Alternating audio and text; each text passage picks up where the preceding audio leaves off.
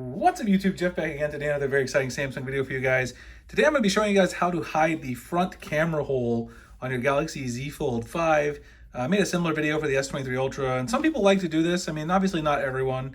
Some people probably pointless. If that's you, then this video is not for you. But some of you want to hide it and replace it with the black bars when you're in certain apps. I'm going to show you how to do that. Before we get started, I want to thank my son Jonathan. We've got the dinosaur hanging out. He always gives me one to hang out in the video. We got the Dimetrodon here today. And then I also want to remind you guys, if you're ordering a Z Fold 5, Z Flip 5, Watch 6, or Tab S9, you haven't done it yet, check out the link in the description to get a free mystery box from me if you use my link. It's only going to be going on for a few more days, so if you haven't ordered yet, you want to get a free case, a free phone stand, a free cleaning kit, and some other randomly assorted goodies like gift cards and things. We do 1 in 10 boxes. Check out the details in the description on my website for that. So let's go ahead and get into it. Pretty short video. Obviously the default on the front display, now we obviously know this only applies to the front display because on the inside display, you have the camera that's actually hidden in the display, right? There's no cutout, no traditional cutout. You can still, I mean, if you look in here, you can still kind of see it up here on certain backgrounds, but this really applies to the front display on your Z Fold 5. So if you go into the settings and go to display, scroll down, right below full screen apps, you'll find camera cutout. And so you can do this on a per app basis. You can search for a particular app that you're interested in.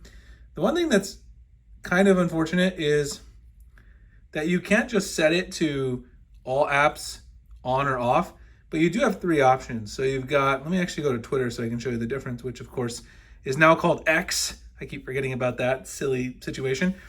You've got auto, hide camera cutout, and show camera cutout. So you can choose to show it all the time.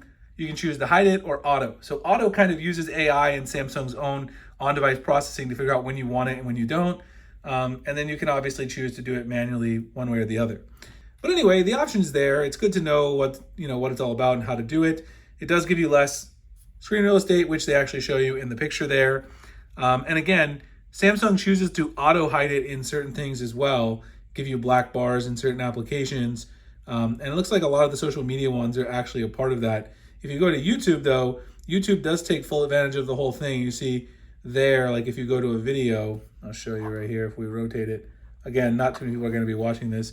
If you go pinch to zoom, you see that the camera cutout does go right through kind of the video. So that is something that sometimes people find annoying, and that might be why some people want to turn this off and hide it. Anyway, hope you guys enjoyed the video, learned a little bit more. We'll have a lot more big tutorial videos coming up for the Z Fold 5, Z Flip 5, Watch 6, etc. Also, One UI 6.0 beta coverage. Check out the website for the mystery box if you still haven't ordered. That'll be for a few more days. Like, comment, subscribe. Check out the next video, and I'll see you guys then. Have a good one.